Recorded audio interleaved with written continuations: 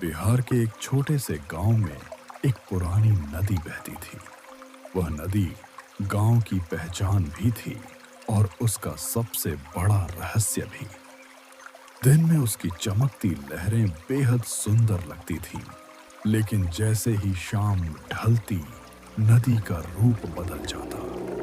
पानी काला दिखाई देने लगता और उसकी सतह पर उठती लहरें किसी अनजान भाषा में फुसफुसाती हुई प्रतीत होती। एक शाम रवि और उसका दोस्त सोहन नदी के किनारे बैठे थे। सूरज धीरे धीरे पहाड़ियों के पीछे छिप रहा था। आसमान लाल और नारंगी रंगों से भर गया था। रवि, मुझे यह जगह बिल्कुल पसंद नहीं है। देख, सूरज भी डूबने वाला है। मेरी माँ ने साफ कहा है कि अंधेरा होने से पहले घर लौट आना। तू हर बात पर डर जाता है। गांव वाले बस कहानियां बनाते रहते हैं। मुझे नहीं लगता कि नदी के पार कोई भूत या रहस्यमयी बच्चा रहता होगा। अगर कुछ नहीं है तो फिर लोग वहां जाते क्यों नहीं? क्योंकि लोग अंधविश्वासी हैं। उसी समय पीछे सैरवी की दादी वहां आ रही थीं। उनकी आंखों में उम्र का अनुभव और चेहरे पर गंभीरता थी।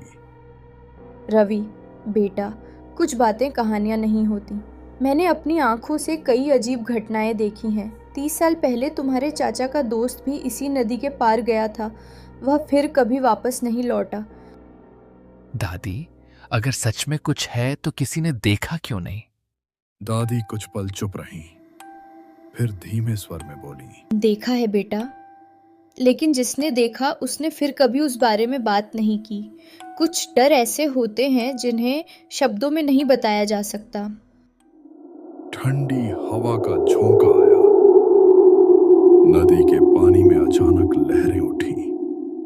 रवि के मन में पहली बार हल्का सा डर पैदा हुआ, लेकिन उसकी जिज्ञासा उससे कहीं ज्यादा थी। उस रात रवि अपने कमरे की खिड़की से बाहर देख रहा था। आसमान में बादल छाए हुए थे। चारों तरफ सन्नाटा था। अचानक उसे किसी बच्चे की आवाज सुनाई दी। मेरी मदद करो, मैं यहाँ अकेला हूँ, बहुत ठंड लग रही है।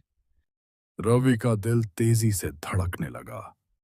वह चुपचाप घर से बाहर निकल गया।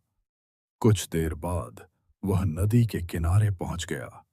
तभी उसने देखा, नदी के दूसरी तरफ एक छोटा बच्चा खड़ा था। उसने सफेद कपड़े पहने हुए थे। उसके बाल भीगे हुए थे। चेहरे पर अजीब उदासी थी। सब लोग मुझसे डरते हैं, मैं सिर्फ किसी से बात करना चाहता हूँ। तभी अचानक तेज हवा चलने लगी। नदी का पानी उफान मारने लगा।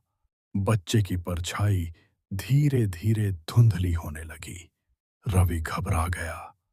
वह भागता हुआ घर लौट आया, लेकिन पूरी रात उसे नींद नहीं आई।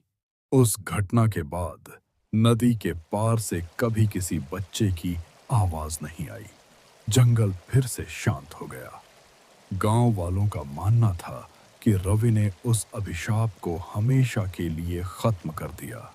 लेकिन कुछ बुजुर्ग आज भी कहते हैं, बरसात की काली रातों में जब तेज हवा चलती है और नदी का पानी अंधेरे में चमकता है, तब कभी-कभी नदी के उस पार से एक बहुत धीमी आवाज सुनाई देती